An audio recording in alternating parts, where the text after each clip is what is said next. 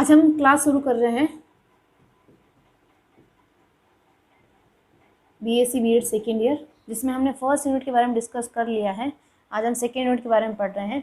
उससे पहले हम पढ़ लेते हैं सेकेंड यूनिट में हमारा क्या है, सूट सिस्टम के बारे में है। तो उससे पहले हम सूट सिस्टम के क्या क्या कैरेक्टर्स होते हैं, सूट के क्या क्या कैरेक्टर होते हैं, उनके बारे में हम बात करते हैं। तो इसका हो जाएगा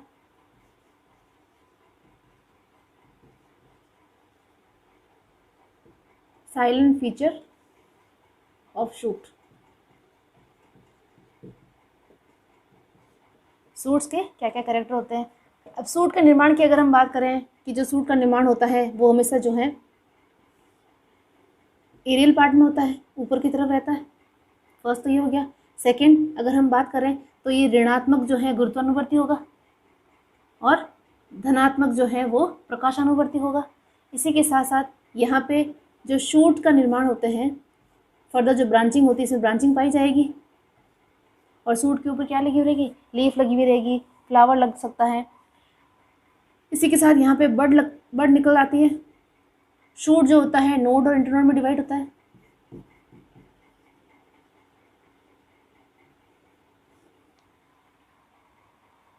इसमें जो नोड होती हैं, नोड के ऊपर लीव्स लगी हुई रहती हैं एंड कलिकाएँ भी लगी हुई रहती हैं तथा कभी कभी यहाँ पे जो है जड़ें भी उत्पन्न हो जाती है। अगर हम बात करें कि जो लीफ लगी हुई रहती हैं शूट के ऊपर, तो लीफ क्या होती हैं कि जब लीफ यहाँ से गिर जाती हैं तो यहाँ पे छोटा सा एक स्कार यानी निशान बन जाता है, जिसको लीफ ट्रेस कहते हैं। अब हम बात करें कि जो स्टेम है उसकी एनाटॉमी के अंदर क्या क्या वेरिएशन पाया जाता है। एनाटॉमी का मतलब होता है आंतरिक संरचना के अंदर। तो तने की अगर आंतरिक संरचना की बात करें, सबसे बाहर की तरफ जो होती हैं वो होती है एपिडर्मिस। उसके ऊपर एपिडर्मिस जो होती हैं वो एक लेयर की भी हो सकती हैं, एक परत की भी हो सकती हैं, एक से ज़्यादा परत की भी हो सकती हैं। और एपिडर्मिस के जस्ट बाहर की तरफ जो होती हैं वो होती है क्यूटिकल। एपिडर्मिस के जस्ट बाहर क्या होती है, क्यूटिकल पाई जाती है। अब यहाँ पे अगर हम बात करें कि इनिशियल कंडीशन के ऊपर क्या, इनिशियल कंडीशन में क्या होता है कि जो शूट होता है वहाँ पे कुछ रोम भी पाए जाते हैं, जिसको कहा जाता है ट्राइकोम। सूट के ऊपर कुछ रोम पाए जाते हैं जिनको कहते हैं ट्राइकोम, और यहाँ पे जो ट्राइकोम पाए जाएंगे वो बहुकोशिकीय होंगे। इसी के साथ अंदर की तरफ बात करें कि एपिडर्मिस के नीचे की तरफ कॉर्टेक्स रीजन आता है, फिर एंडोडर्मिस होता है और एंडोडर्मिस के नीचे जो पेरिसाइकिल होती है और फाइनल जो है उसके अंदर जो है वो वेस्कुलर सिस्टम पाया जाता है। वेस्कुलर सिस्टम के अंदर जाइलम फ्लोएम होता है। जब भी सेकेंडरी ग्रोथ होती है, अगर हम सेकेंडरी ग्रोथ की बात करें, जैसे ऊपर की तरफ हमेशा जो है वो फ्लोएम होता है, नीचे की तरफ जो होता है हमेशा जाइलम होता है और बीच में जो है वो कैम्बियम है। इस प्रकार का स्ट्रक्चर हमने बनाया। तो हम क्या कर रहे हैं, वेस्कुलर सिस्टम के बारे में बात कर रहे हैं। ऊपर की तरफ फ्लोएम, नीचे की तरफ जाइलम और बीच में कैम्बियम की एक्टिविटी हो रही है, क्योंकि हम सेकेंडरी ग्रोथ करवा रहे हैं। और ये जो कैम्बियम होता है, इससे ऊपर पहली बार जो फ्लोएम बनता है उसको प्राइमरी फ्लोएम कहेंगे, दूसरी बार जो जाइलम बनेगा पहली बार जो जाइलम बनेगा उसको क्या बोलेंगे, प्राइमरी जाइलम। तो ये प्राइमरी हो गया। अब क्या होता है, जब कैम्बियम की एक्टिविटी यहाँ पे बढ़ जाती है तो कैम्बियम क्या सक्रिय हो जाता है, सक्रिय होकर कि ऊपर की तरफ फ्लोएम की टिश्यू बनाएगा, नीचे की तरफ जो है वो जाइलम की टिश्यू बनाएगा। अब ऊपर की तरफ जो फ्लोएम का टिश्यू जो पहले बना है वो ऊपर खसक जाएगा, तो ये प्राइमरी फ्लोएम ऊपर आ गया। जो नया बना वो सेकेंडरी फ्लोएम हो जाएगा, वो नीचे की तरफ रहेगा। फिर यहाँ पे कैम्बियम रहेगा, फिर सेकेंडरी जाइलम बनेगा यहाँ पे, फिर जो प्राइमरी जाइलम है वो नीचे की तरफ आ जाएगा।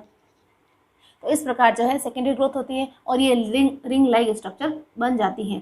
अब इसमें कैम्बियम जो होती हैं, एक तो ऐसे वेस्कुलर बंडल होता है, इसके बीच में कैम्बियम की एक्टिविटी होती है और इसके समझ लो यहाँ पे कोई दूसरा बंडल है, तो इन दोनों के बीच में भी कैम्बियम की एक्टिविटी होना ज़रूरी है। तो यहाँ पे भी कुछ कोशिकाएं जो अब जो है डिस्ट्रॉय हो चुकी है या फिर जिसका डिवीजन की क्षमता यहाँ पे खत्म हो चुकी है, तो वो भी यहाँ पे फर्दर डिवाइड कर लेती है। इस प्रकार जो है रिंग लाइक स्ट्रक्चर बनता है। इसलिए हम कोई भी पेड़ को काटते हैं तो हम देखते हैं कि वहाँ पे अलग अलग कलर नहीं, जैसे डार्क ब्राउन और लाइट ब्राउन की ऐसे रिंग्स बनती है। तो रिंग से प्लांट की एज का पता लगाया जा सकता है। इसी के साथ स्टेम में क्या होता है कि जो वेस्कुलर बंडल होता है वो कॉन्जाइंट होता है और कोलेटरल होता है। इसी के और जो साइड में जो ब्रांचिंग निकली हुई है, इसका जो ओरिजिन है वो एक्सोजीनस टाइप से होता है।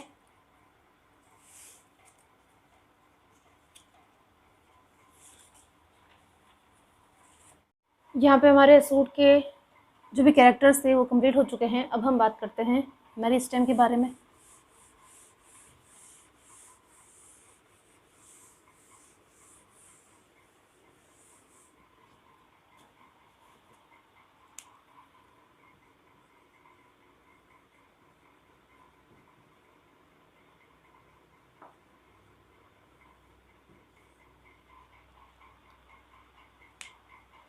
मेरिस्टेम जिसको विभज्योतक भी कहा जाता है, इसके में बात करें तो यहाँ पे दो प्रकार के टिश्यू होते हैं। फर्स्ट होता है स्थायी ऊतक। स्थायी ऊतक का मतलब होता है जिसमें डिवीजन नहीं होता है, परमानेंट होते हैं, जिनकी कोशिका डिवाइड नहीं करती है फर्दर। सेकंड होता है विभज्योतक ऊतक। तो ये ऊतक के टाइप हो गए, दो प्रकार के ऊतक होते हैं। स्थायी ऊतक जिसमें अगर फर्दर डिवीजन नहीं होता है, कैपेसिटी नहीं होती है, ये ऑलरेडी डिफरेंशिएट सेल होती है। विभज्योतक का मतलब होता है ये जो है अनडिफरेंशिएट मास ऑफ सेल्स होता है, यानी कि यहाँ पे जो है विभज्योतक का ये जो कोशिकाएं होगी ये लगातार डिवीजन करने की क्षमता इसमें पाई जाती है। अगर इसके डेफिनेशन की बात करें तो विभज्योतक वाली जो कोशिकाएं होती हैं वो विशिष्ट प्रकार की कोशिकाओं का ग्रुप होता है जो लगातार डिवीजन करती हैं और ये विभाजित करके फर्दर, और इसमें कैपेसिटी होती है फर्दर वो विभाजित कर सके, और इस प्रकार विभाजन के दौरान जो है पौधे की वृद्धि होती है, तो उसको कहते हैं विभज्योतक। फिर हम बात करें कि विभज्योतक का वर्गीकरण की अगर हम बात करें तो इसका जो फर्स्ट क्लासिफिकेशन है वो हम पढ़ रहे हैं। उत्पत्ति के आधार पर विभज्योतक का वर्गीकरण। फर्स्ट है उत्पत्ति के आधार पर विभज्योतक का वर्गीकरण, जिसमें पहला हो जाएगा प्राथमिक विभज्योतक और दूसरा हो जाएगा द्वितीयक विभज्योतक।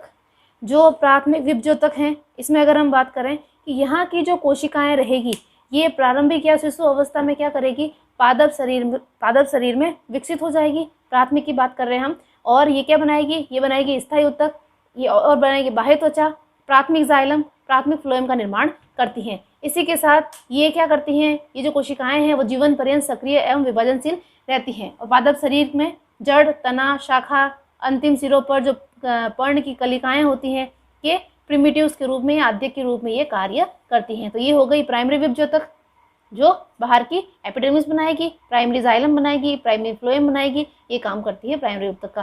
फिर हम बात करते हैं द्वितीयक ऊतक। अब द्वितीयक ऊतक जो है एक प्रकार का स्थायी ऊतक है। द्वितीयक ऊतक क्या है, एक प्रकार का स्थायी ऊतक। अब इसको स्थायी ऊतक क्यों बोला गया है, क्योंकि जब सेल्स में डिवीजन हो जाता है उसका फंक्शन जो है उसका कार्य निश्चित हो जाता है कि इसको ये बनाना है, शूट बनाना है, इसको लीफ बनानी है। इसके पश्चात क्या होता है कि कुछ समय के बाद जब इसको ज़रूरत होती है तब ये क्या करता है, ये सेकेंडरी जो मेरिस्टेम है ये काम करना शुरू कर देता है और वहाँ पे अपना फंक्शन रोल प्ले करता है। इसमें काक ऐधा, अंतःपूलीय ऐधा, इसके अतिरिक्त कैम्बियम का जो रिंग बनता है जिससे सेकेंडरी ग्रोथ होती है ये आएगा यहाँ पे सेकेंडरी मेरिस्टेम के अंदर।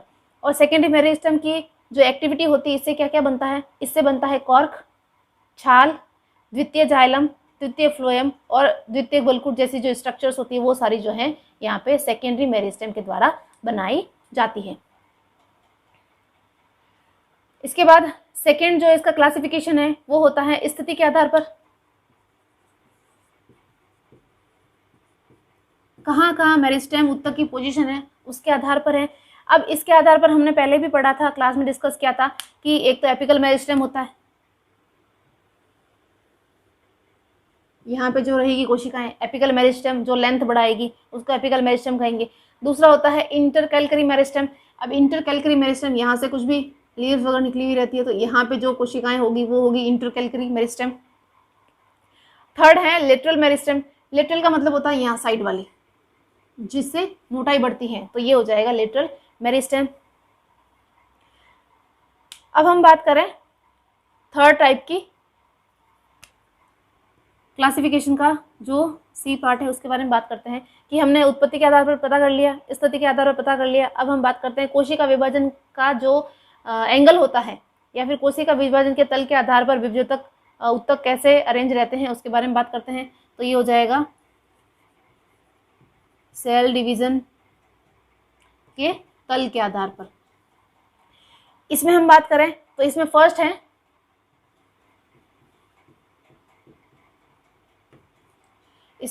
जो है वो है सहती मेरिस्टेम, जिसको मास या ब्लॉक मेरिस्टेम भी कहा जाता है। अब इसमें क्या है कि यहाँ पे एक ग्रुप ऑफ सेल्स होगा, यानी कि मास के रूप में होगा, सहती के रूप में होगा, और सहती के रूप में हो करके वो अलग अलग तल के अंदर जो है विभाजन करने की क्षमता रहेगी विभज्योतक कोशिकाओं के अंदर। तो ये जो है सहती या फिर मास विभज्योतक के अंतर्गत आएगा, जिससे पादप शरीर का जो आयतन है उसमें बढ़ोतरी होती है। फिर हम बात करें सेकेंड, पट्टिका विभज्योतक। सेकेंड है पट्टिका विभज्योतक।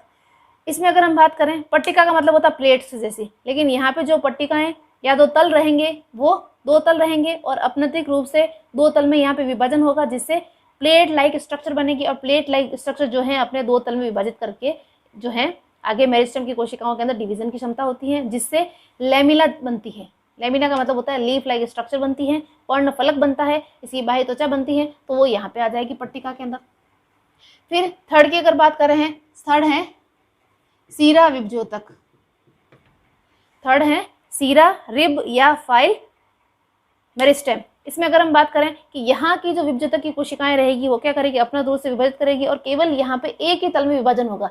इससे पहले पट्टिका की बात की थी हमने, ये दो तल में डिवीजन कर रही थी, सहती में सभी तल में डिवीजन कर रही थी। सीरा की बात करें तो यहाँ पे सिर्फ एक तल में ही विभाजन होता है। और यहाँ पे विभाजन होगा, अनुप्रस्थ हो सकता है, या तो अनुप्रस्थ होगा या अनुदैर्घ्य होगा, जिससे एक लाइन बनेगी। जैसे अगर हम बात करें यहाँ पे समझें कि अगर हमें ऐसे कोशिकाएं जो हैं वो खड़ी लाइन के अंदर डिवीजन करना हमें, तो हम क्या करेंगे, ऐसे डिवीजन करेंगे इन कोशिकाओं का, जिससे क्या हो जाएगा, इसका फाइनल रिजल्ट जो है वो इस प्रकार मिलेगा। अगर हमें इस प्रकार लाइन बनानी है तो हम क्या करेंगे, इस कोशिका को ऐसे डिवीजन करेंगे हम बार बार, जिससे क्या बन जाएगा, इस प्रकार की कोशिकाओं की एक चेन बनेगी। तो इस प्रकार जो है अनुप्रस्थ और अनुदैर्घ्य विभाजन के द्वारा जो है हम कोशिकाओं के डिवीजन कर सकते हैं। तो एक ही तल में डिवीजन होगा, या तो इस प्रकार होगा या इस प्रकार, या तो अनुदैर्घ्य होगा या अनुप्रस्थ रहेगा। अब हम नेक्स्ट क्लासिफिकेशन के बारे में बात करते हैं। कार्य के आधार पर, फंक्शन के आधार पर मेरिस्टेम का क्लासिफिकेशन की बात करें कि कौन कौन से मेरिस्टेम है, कौन कौन से रीजन है जहाँ मेरिस्टेम कोशिकाएं पाई जाती हैं, उनका फंक्शन क्या क्या है, उसके आधार पर इसमें अगर हम बात करें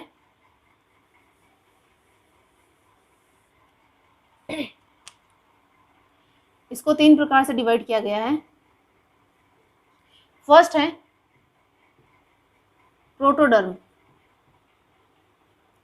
प्रोटोडर्म का मतलब होता है कि सबसे आउटर मोस्ट लेयर जो बाह्य त्वचा बनाएगी, और इसकी जो परत होती है वो हमेशा एक कोशिकीय होती है। जैसे बाहर की जो आउटर मोस्ट लेयर होती है ना एपिडर्मिस, वो बनाने का यहाँ पे काम होता है इसका।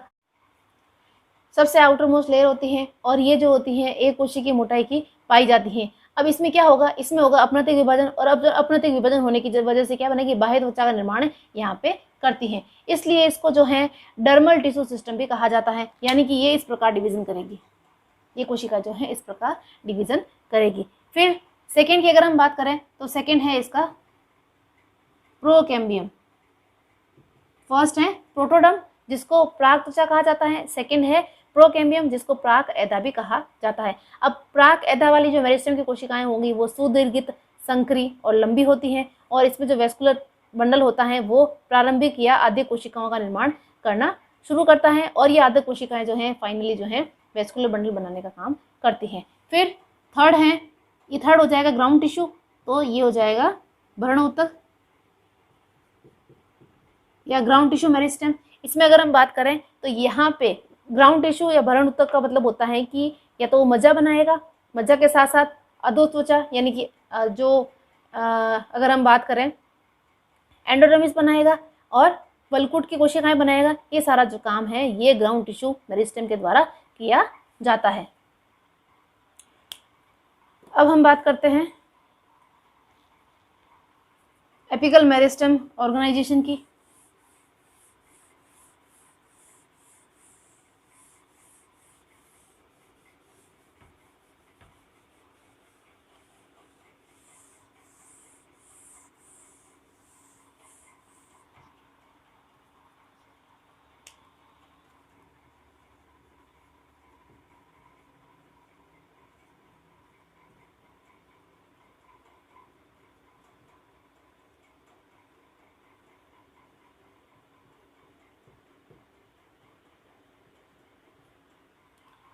शीर्षस्थ विभज्योतकों का संगठन कैसे होता है। हमने रूट के बारे में पढ़ा था इससे पहले, आज हम पढ़ रहे हैं शूट, क्योंकि सेकेंड यूनिट है उसमें सिर्फ शूट है, फर्स्ट यूनिट में रूट था और थर्ड यूनिट में सिर्फ लीफ के बारे में है। तो इसमें जो पहला सिद्धांत है उसके बारे में बात करते हैं। पहला सिद्धांत है अग्रस्थ कोशिका सिद्धांत, जिसको एपिकल सेल थ्योरी कहा जाता है।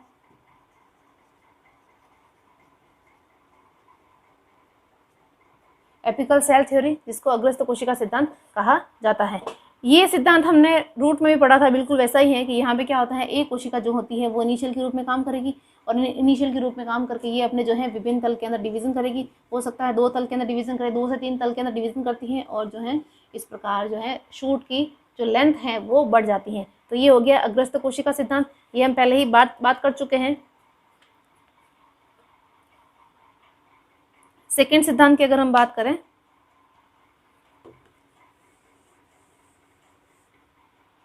सेकेंड है हिस्ट्रोजन थ्योरी, जिसको उत्तक जन सिद्धांत कहा जाता है।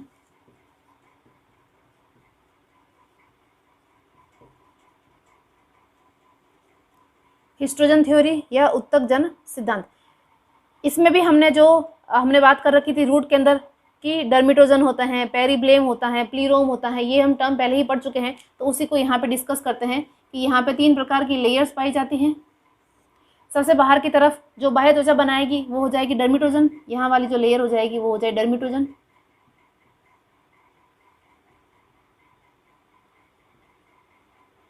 ये आउटर मोस्ट लेयर है जो बाहर की तरफ क्या बनाएगी, एपिडर्मिस का निर्माण करने का काम करती है। उसके नीचे होती है पेरिब्लेम, इसके नीचे यहाँ पे जो कोशिकाएं रहेगी वो रहेगी पेरिब्लेम, और सबसे नीचे की तरफ रहेगी वो होगी प्लीरोम। यहाँ पे जो कोशिकाएं रहेगी वो हो जाएगी प्लीरोम की कोशिकाएं। जो डर्मिटोजन है, जिसको त्वचा जन भी कहा जाता है, जो क्या करती है, आउटर मोस्ट लेयर बनाती है और ये सिंगल लेयर की पाई जाती है। फिर हम बात करें पेरिब्लेम की। पेरिब्लेम की अगर हम बात करें तो पेरिब्लेम को वल्कुट जन उत्तक कहा जाता है, जो ग्राउंड टिश्यू बनाएगा। और सबसे अंदर की तरफ जो है वो है प्लीरोम। प्लीरोम को रंभजन उत्तक कहा जाता है और ये रंभजन उत्तक जो होता है ये बनाएगा वेस्कुलर सिस्टम को, यानी जाइलम फ्लोएम को बनाने का काम यहाँ पे रंभजन उत्तक करता है। थर्ड सिद्धांत है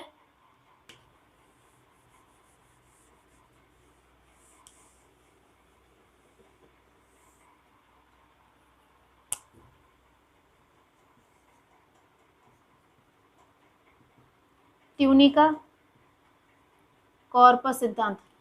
ट्यूनिका कॉर्पस सिद्धांत भी हमने रूट सिस्टम में पढ़ा है कि ट्यूनिका होती है और सबसे बाहर की तरफ ट्यूनिका होती है, फिर अंदर की तरफ कॉर्पस होता है, उसी प्रकार बट लेना है सूट सिस्टम को, बस इतना ही फर्क है, ज़्यादा नहीं है। तो इसमें बात की गई है कि यहाँ पे जो रहेगा ऊपर वाली लेयर रहेगी वो ट्यूनिका है और उसके नीचे वाली जो लेयर रहेगी वो कॉर्पस है। और अगर हम बात करें कि यहाँ पे जो शीर्ष प्ररोह होता है उसका एक या बहुस्तरीय आवरण होता है और इसकी जो कोशिकाएं होती हैं ये छोटी होती हैं और गहरा अभिरंजन लेती हैं। इसलिए यही नहीं, केवल ये कोशिकाएं जो होती हैं ये हमेशा अपनतिक विभाजन करती हैं और अपनतिक विभाजन करके ये बाहर का क्षेत्र बनाती है, यानी कि बाहर वाली कोशिकाओं के बारे में बात कर रही है तो बाह्य क्षेत्र बनाती हैं, जिससे बाहर क्षेत्र में क्या हो जाती है, वृद्धि हो जाती है। ये होती है इसकी ट्यूनिका, जिसको हम बोल रहे हैं कि ये बाहर की परत बनाने का काम करती हैं। और ट्यूनिका के जस्ट नीचे जो होती हैं ये होती है कॉर्पस, और कॉर्पस जो है बाकी सारे जैसे वल्कुट बनाना होता है, वेस्कुलर बंडल बनाना होता है, इसका काम जो है ये कॉर्पस का होता है। तो इसमें 2 प्रकार के रीजन में डिवाइड किया गया है, ट्यूनिका और कॉर्पस। ट्यूनिका सबसे बाहर की तरफ आउटरमोस्ट लेयर बनाएगी, इसमें बाह्य त्वचा वगैरह आएगी। फिर कॉर्पस की अगर हम बात करें तो ये इनर लेयर का नाम, सबसे अंदर की तरफ लेयर रहेगी और ये बनाएगी, ये इसका निर्माण करने का काम होता है वल्कुट बनाने का, और इसी के साथ साथ ये वेस्कुलर बंडल का भी निर्माण करने का काम करती है।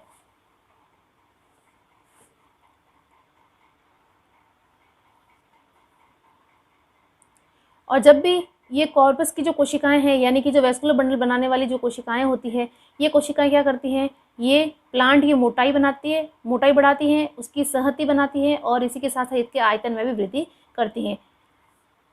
अब हम बात करते हैं फोर्थ सिद्धांत की।